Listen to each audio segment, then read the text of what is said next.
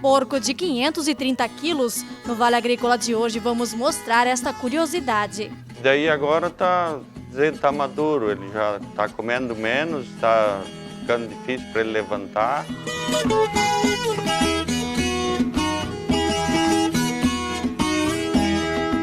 Olá, seja muito bem-vindo a mais um Vale Agrícola, um programa de agricultor para agricultor, mas que também pode inspirar você da cidade.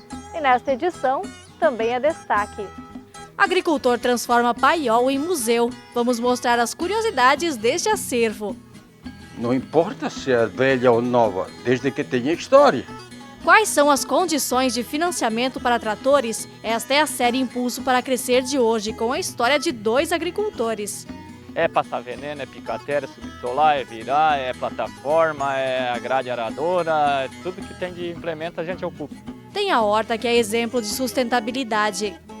É observar essa altura de trabalho aqui, que facilita a mão de obra, tanto para plantio, quanto para semeadura, quanto para colheita.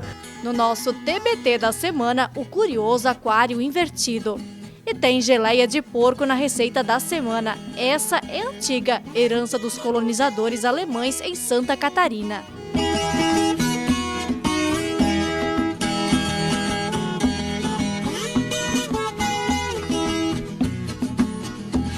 E o chimarrão já está pronto? Pegue sua cuia e fique com a gente. O Vale Agrícola cheio de informação para você está só começando.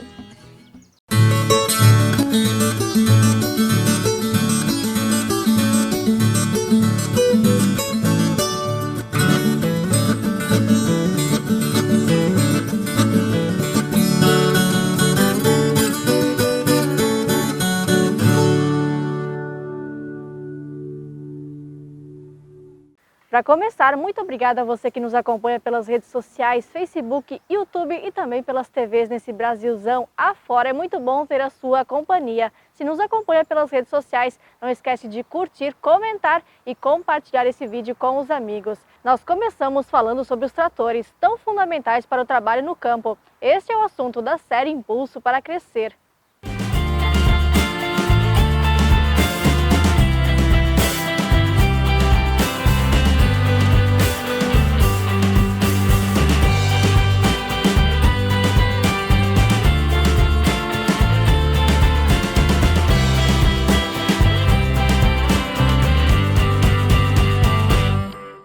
Alguns quilômetros distanciam esses dois agricultores de Ituporanga, em Santa Catarina, que possuem o mesmo desejo, o de desenvolver a produção. Para isso é preciso amor ao que se faz, dedicação e também de investimentos. Os dois também têm algo em comum. Nos últimos meses, os tratores antigos deram problema. Do nada ele começou a fumacear no suspiro e coisa, daí era anel e camisa, né? Daí levei para arrumar na garantia, arrumaram. Mas daí depois eu trouxe de volta, depois de 30 dias, daí foi de novo. Deu um desgaste, nem foi que quebrou, mas ele desgastou. Ser agricultor também é colocar os prós e contras na ponta do lápis, já que o financeiro é sempre motivo de atenção. Por conta disso, o Luiz, que planta milho, soja e fumo em um total de 24 hectares, optou pela troca do antigo trator por um mais potente e gabinado, que trouxesse mais conforto na lida do dia a dia. Em um mês, o agricultor deu o equipamento antigo na troca e financiou R$70 mil para adquirir este trator de 100 cavalos de potência via BNDES. Porque a gente, para comprar uma máquina grande, não tem como comprar à vista, né? Porque a gente não tem dinheiro sobrando e tudo que até máquina, o povo sabe que é caro, né? Que a máquina é um preço alto, aqui é um trator desse é 199 mil. Isso não teria nem como a gente comprar à vista. Daí o banco favorece e financia pra gente, né? É passar veneno, é picatéria, subsolar, é virar, é plataforma, é a grade aradora, tudo que tem de implemento a gente ocupa. O Luiz é considerado um pequeno agricultor, se enquadrando no Pronaf, mas a compra do trator teve de ser feita através do Pronamp. No caso do financiamento desse equipamento aqui, a gente enquadrou ele no Pronamp em função do equipamento ser um equipamento com uma potência grande e não se enquadrando no Pronaf. Já o Márcio planta 4 hectares de fumo e milho, em um total de 12 hectares. Além de trocar o trator através do financiamento, também aproveitou o embalo para comprar uma caçamba que ele ainda não tinha e que vai facilitar muito o carregamento da produção para o galpão. O financiamento foi feito através do Pronaf, em um valor total de R$ 141 mil. Se não for assim, o cara não consegue, precisa dos créditos no banco para conseguir as coisas, né? A maioria na agricultura a renda é uma vez. Daí, fazendo assim, uma prestação lá é fácil de pagar. Ele vai ter a safra de 2020 e 2021 para poder estar arrecadando recursos para pagar a parcela no final do ano que vem. O diferencial nessas linhas de crédito fica por conta do prazo de pagamento. Para o Pronaf, a linha de crédito utilizada pode ser paga em até 7 anos com juros de 4% ao ano. Já no Pronamp, em até 8 anos com juros de 6% ao ano. Como eles são agricultores, né, e a gente sabe que o agricultor ele tem a renda uma vez por ano, ele tem produção, ele faz produção uma vez por ano, a renda dele maior geralmente é ali no primeiro semestre, então a gente, dependendo da linha, a gente consegue estar fazendo o financiamento, o vencimento do financiamento para aquela data específica ali. No caso das operações do BNDES, é conforme a contratação, o período de contratação. No caso do Luiz, como foi contratado agora no segundo semestre, provavelmente o pagamento dele vai ficar também para o segundo semestre. Equipamentos que garantem a permanência dos agricultores nas lavouras e também uma produção de qualidade para o consumo de muitos brasileiros. Eu uso para puxar minha lavoura, eu uso para passar veneno, para plantar o milho, para tudo, vai ser com ele. Vai facilitar bastante, é o que vai mandar na lavoura. Traz mais conforto, mais qualidade, né? Trabalhar tem que, mas trabalhar um pouquinho menos no fresquinho também, né? E se agora o maquinário der problemas... Agora é para ser melhor, né? Vamos ver, se ele não aguenta, daí eu compro uma esteira, mas eu acho que ele vai aguentar.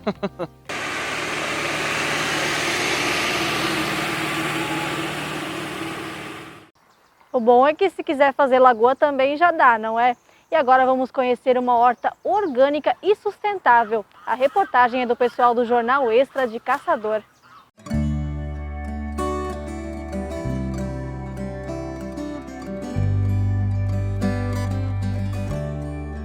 Uma hortaliça verdinha, cheirosa e muito saudável. Hoje nós viemos conhecer uma horta orgânica e reciclável. Isso mesmo, aqui não entra agrotóxico e os benefícios dela, bom, o meio ambiente e a nossa saúde agradecem. A horta está localizada em Caçador. Ela é sofisticada e inteligente. É um modelo moderno no qual todos os nutrientes aplicados e não absorvidos pelas plantas são totalmente recuperados e autorreciclados. Nós estamos diante de uma horta totalmente automatizada, organicamente correta, com estrutura balanceada em todos os termos: luz, água, nutrientes, pH, solo adequado. Tem tudo que uma horta necessita para ser amiga da natureza. Amiga da natureza e amiga do empresário Wilson, já que se tornou um passatempo que ainda põe alimento saudável na mesa. A horta fica dentro de uma estrutura especial, com vidros nas paredes e no teto. As portas se abrem e fecham automaticamente, mantendo sempre a temperatura adequada. Os canteiros são formados por reservatórios recicláveis. O importante daqui dos canteiros é observar essa altura de trabalho aqui, que facilita a mão de obra, tanto para plantio, quanto para semeadura, quanto para colheita, tratos culturais, se necessário for, adubação, tratos culturais, evidentemente, sem absolutamente nenhum agrotóxico. E o que mais impressiona é a alta produtividade. Uma alface como essa em uma horta convencional demoraria em torno de 90 dias para ficar desse tamanho. Essa aqui demorou apenas 30. Dentro da estufa tudo é muito limpo, nada de insetos e nem de pragas, e principalmente sem a utilização de agrotóxicos. Outro detalhe é como a água e os nutrientes chegam até as hortaliças. As plantas recebem a água por gotejamento aqui E como o solo já está equilibrado em pH e contém os nutrientes adequados, aquilo que as plantas não absorverem, a água é coletada, transferida, a água e os nutrientes são transferidos para um reservatório e depois retornam através de uma bomba para os canteiros novamente. Ou seja, existe uma reciclagem absolutamente completa dos nutrientes. Isso é altamente importante numa horta como essa aqui. A horta inteligente resulta em um solo com pH adequado e nutrientes em equilíbrio, que produzirão plantas sadias, com boa resistência e alto valor nutricional, próprias para o consumo e totalmente orgânicas. O meio ambiente agradece, porque aqui não existe perda nenhuma de nada. Não existem possibilidades de insetos atacarem as plantas aqui dentro e também não existe umidade suficiente para que as plantas desenvolvam fungos nas folhas, por exemplo, ou nos frutos. Não tem maneira. Então isso aqui é absolutamente equilibrado. Daqui a pouco a gente volta com o TBT da semana. Os segredos do aquário invertido. E tem a história do agricultor que transformou o paiol em um museu.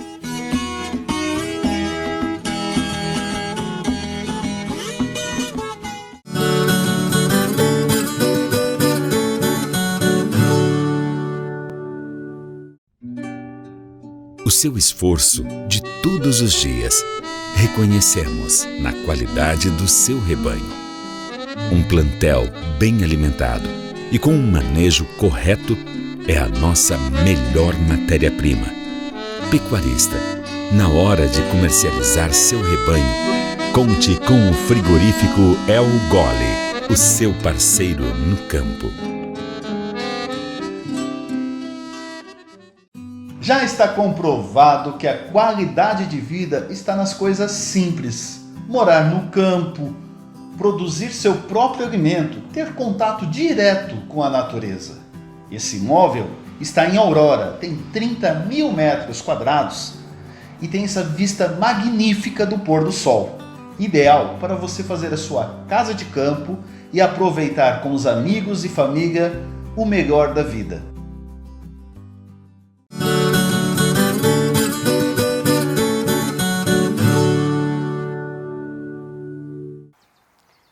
Já estamos de volta e agora vamos recordar uma curiosidade, o aquário invertido, que pode ser utilizado dentro dos lagos artificiais.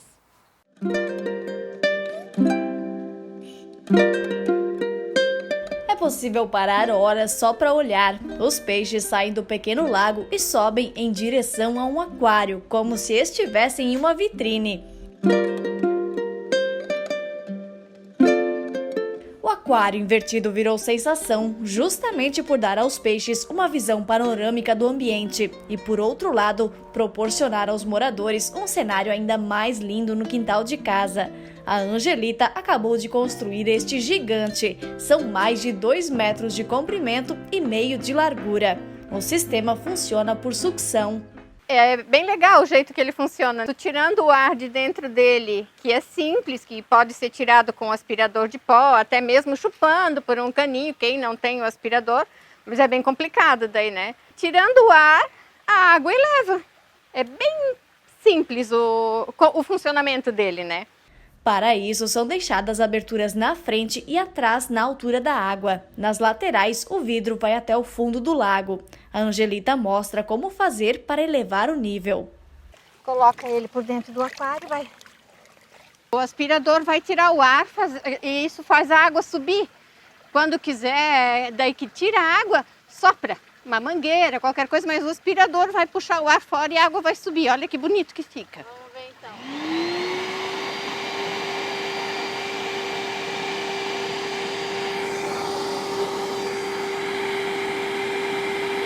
Aqui o vidro sempre fica limpo porque o cascudo vem comer o limo. Os principais cuidados são apostar em vidros temperados e isolar bem os cantos para não entrar ar de forma alguma. Pode ser qualquer tamanho de aquário, sim, só que sempre tendo cuidado de ser com vidro temperado, né? Que a primeira vez que eu fiz não era vidro temperado e não deu certo. E Agora com o vidro temperado, aumentei o tamanho e tudo, e está sendo um sucesso. Até esse aquário aqui, ele quebrou a parte de cima porque não era vidro temperado. Porque a sucção dele, ele não, como muita gente pensa que ele é para fora, né? Não. Ele vai puxar para dentro, porque a força vai estar aqui. Eu colei em cima e está funcionando. Como este aquário é grande, Angelita também fez um reforço bem no meio, com um vidro. Ela faz pressão para dentro, então precisa ter esse apoio para o aquário não estourar do contra também, né? O aquário invertido tem cerca de 600 litros de água, espaço suficiente para todos os peixes do lago ficarem passeando de uma vez só, um verdadeiro espetáculo. Encantador, né? Eu perco meu tempo aqui no jardim com meus bichos, meus peixes, minhas plantas.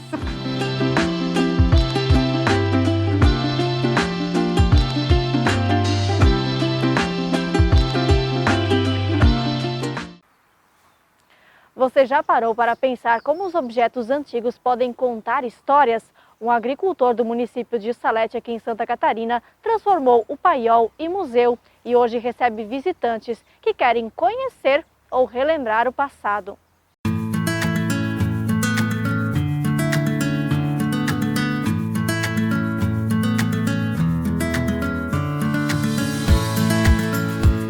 Seu Bruno, de 78 anos, tem paixão por objetos antigos. A criação do Museu Dona Emília teve 2 objetivos bem especiais: resgatar a história dos descendentes da família Tamanini e dos colonizadores que tanto fizeram pelo progresso da cidade, e também homenagear a mãe.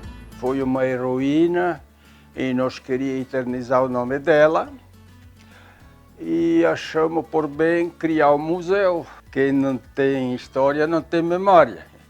E se a gente não tem história, não tem memória, então a gente é o quê? Um zero à esquerda não é nada.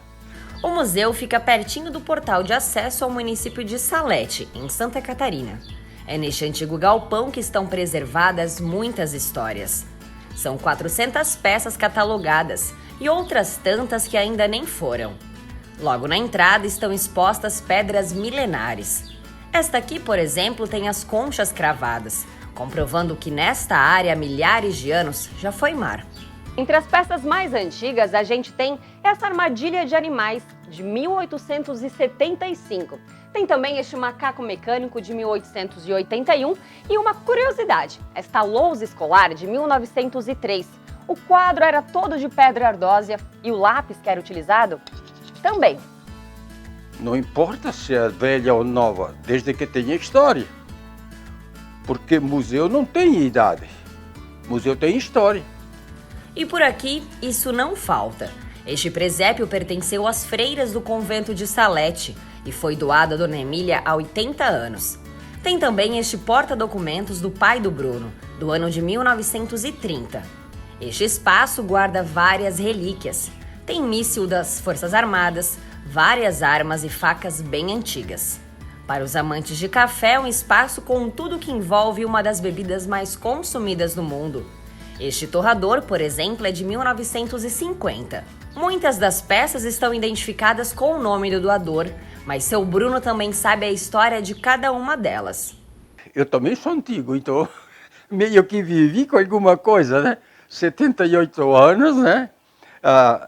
Claro, a gente passou um pouco daquilo, não é... A tecnologia que tem hoje em dia ali não é bem diferente. E sempre ouvindo também os mais velhos, antigos. Então, a gente vai acumulando e aprendendo. E olha, eu me sinto feliz. Aqui estão alguns equipamentos elétricos bem modernos para a época em que foram criados. Este fonógrafo, por exemplo, é de 1910. Já nesta prateleira estão expostos alguns telefones, muitos deles do século XIX. Para quem gosta de rádio e TV, aqui encontra modelos bem antigos. Este era do Exército dos Estados Unidos, utilizado na época da Segunda Guerra Mundial. Utensílios usados na agricultura, nas ferrarias, no cotidiano das pessoas há muitos anos e que remetem a várias lembranças.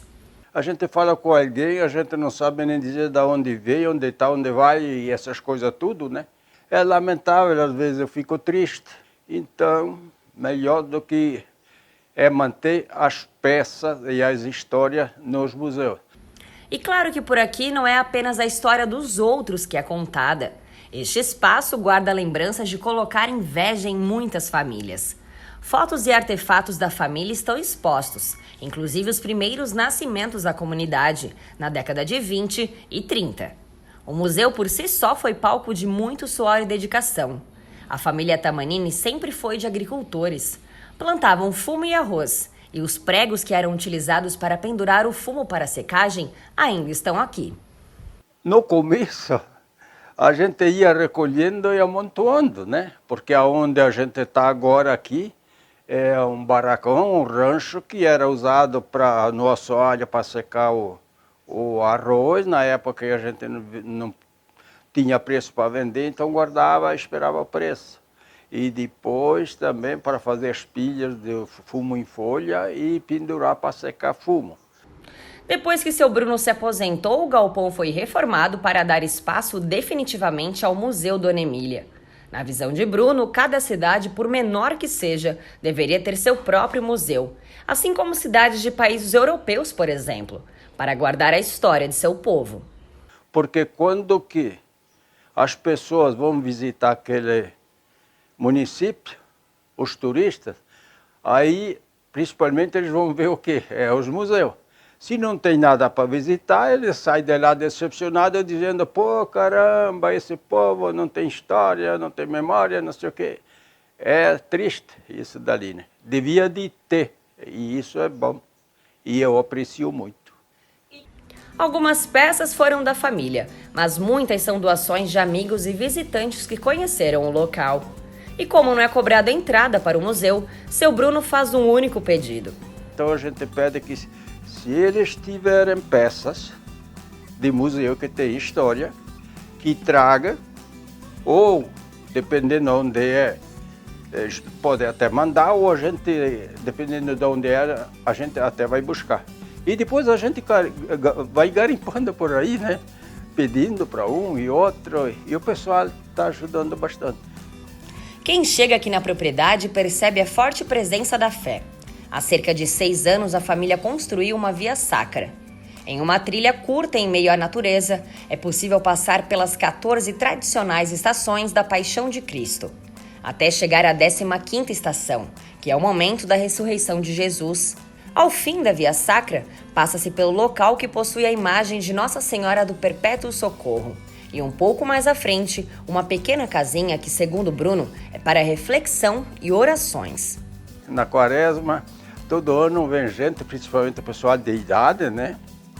E vem até cadeirante, porque a via sacra é curta e é plena. Então, pode ser cadeirante também, né?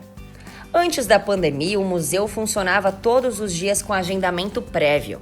Mas no momento está de portas fechadas até que tudo se normalize. Enquanto isso, seu Bruno fica aqui torcendo por dias e histórias melhores para serem contadas. Eu nasci, cresci, vivi e ainda estou vivendo na peleia da roça. E a minha maior alegria é quando vem pessoal.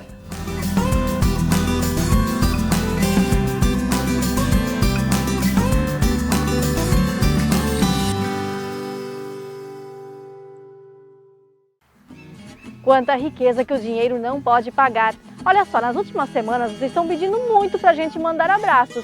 Só que assim, vamos fazer um combinado?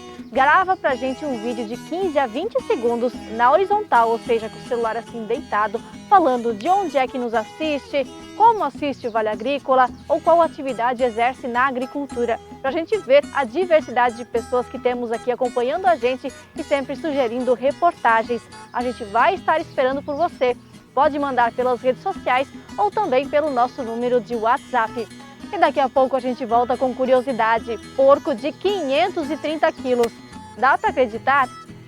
O Chiquinho tem 3 anos e é cuidado com zelo pela família Reitz. E já aproveitando o assunto, vamos ensinar como aproveitar os miúdos do porco. A geleia é uma herança dos colonizadores no Vale Europeu Catarinense.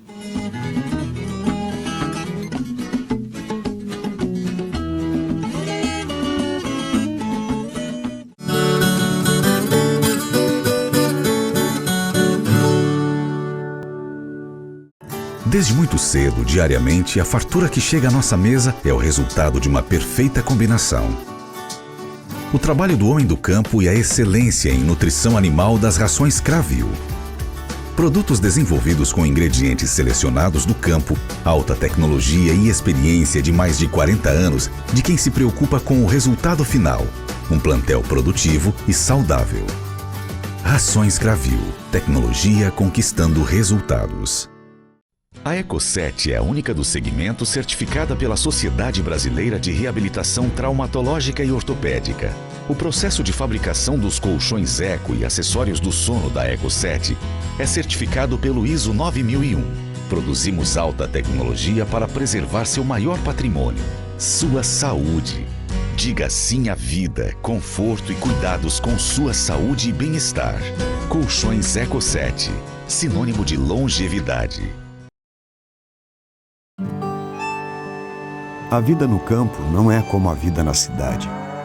O barulho do despertador é diferente, o cheiro do café, a música. A gente gosta de fazer as coisas de outro jeito, do nosso jeito.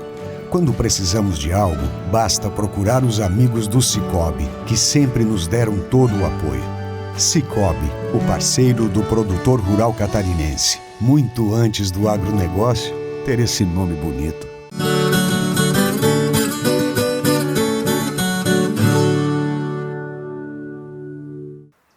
Em Santa Catarina é muito comum a criação de porcos nas propriedades rurais para dar destino aos restos de alimentos e também ter carne e derivados de qualidade. Só que no município de Imbuia, um exemplar cresceu mais do que o normal e alcançou os 530 quilos. Para contar esta curiosidade, estamos na localidade de Alto Ivaí, no município de Imbuia. A família Heinz trabalha com a produção de cebola, mas é este porco que tem chamado a atenção nos últimos tempos. O Chiquinho, se é que dá para chamar o nome pelo diminutivo, alcançou os 530 quilos. É que este já é filho de outro porco gigante, que era chamado de Chico. Ficou um porco grandão assim, ficou famosão, daí esse dali é filho daquele.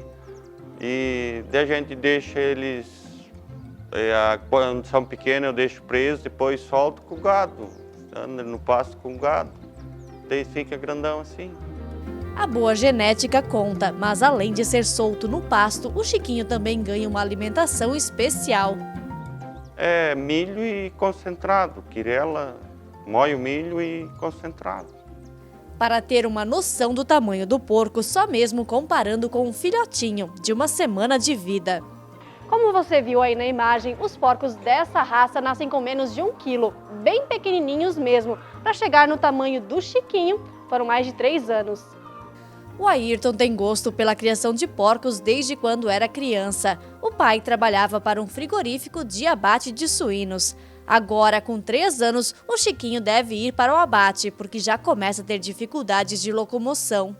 Daí agora tá maduro, ele já está comendo menos, está ficando difícil para ele levantar,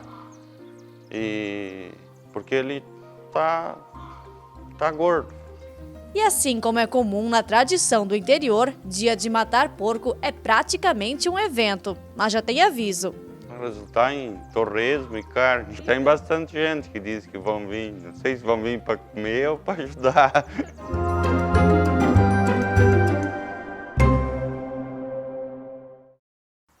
Gigante mesmo, não esquece de convidar a imprensa para a festa. E olha só, aqui no estado tem um ditado que diz que quando se mata porco, se aproveita até o berro. Por isso você vai aprender agora como fazer uma geleia de porco. E quem vai ensinar? Convoquei minha mãe.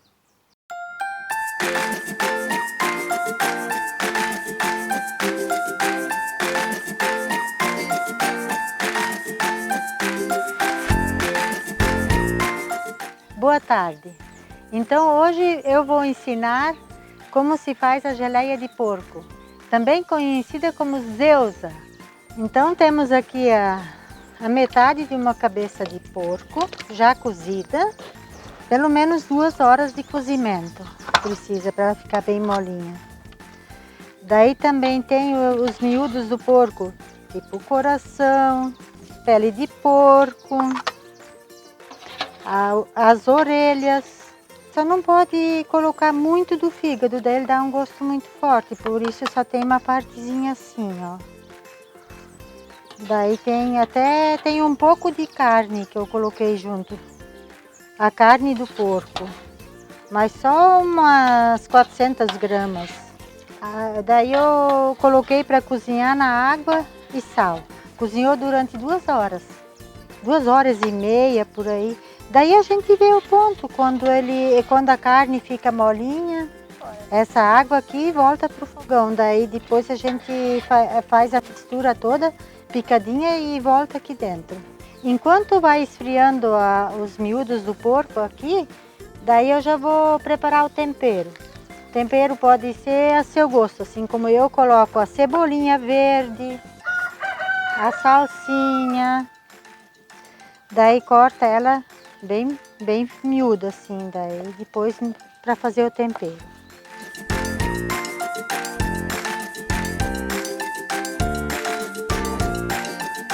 Agora a gente vai cortar tudo em pedacinhos.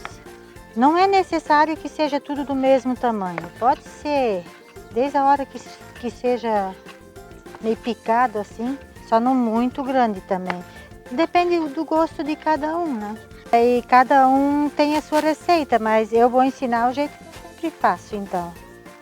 E é aprovado pela família. Antigamente a gente fazia só com os miúdos mesmo. A cabeça, a pele, rim, coração, fígado. E daí, mas agora eu coloco um pouco de carne junto, a carne do porco. Esse é o coração. Agora eu estou cortando a cabeça do porco. A gente limpa ela, deixa ela bem limpinha, tira o olho. Agora já está tudo picado, a cabeça com os miúdos, tudo picadinho. Agora é o momento que a gente vai misturar na mesma água que eu cozinhei ela. Que eu cozinhei tudo, vai misturado na mesma água. Daí o sal eu já coloquei, quando eu coloquei a cabeça no fogo, eu já coloquei o sal. Então, mas daí a gente vai ver se ainda precisa mais, depois a gente pode experimentar o sal. Agora vai o tempero. Como eu disse, tempero é seu gosto. Então eu coloco a cebolinha e salsinha, é o que eu tenho de tempero em casa, e a pimenta. Quem quiser pode pôr alho, cebola, também fica muito bom. Uma colher de pimenta.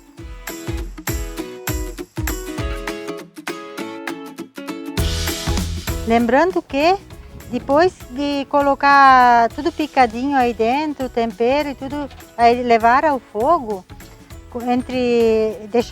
quando começa a fervura dele, esperar ele ferver durante uns 10 minutos, tá, mais ou menos daí tá pronto.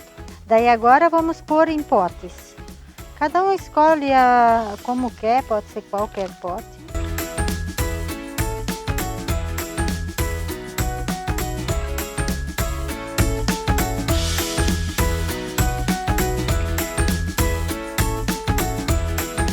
Depois do processo que vocês viram aí, o ideal é deixar a geleia de um dia para outro na geladeira. Mas se puder deixar uns dias a mais, melhor. No segundo dia em diante é que ela fica na forma certa. Já passei a faca aqui ao redor para soltar.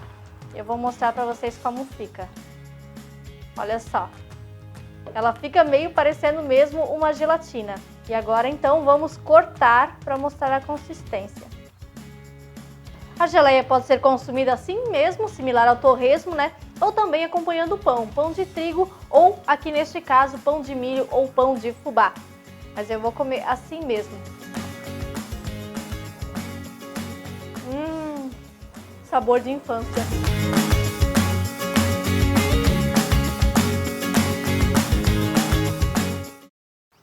É realmente uma delícia, a herança dos nossos colonizadores.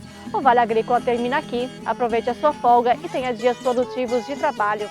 A gente se vê na semana que vem. Até lá!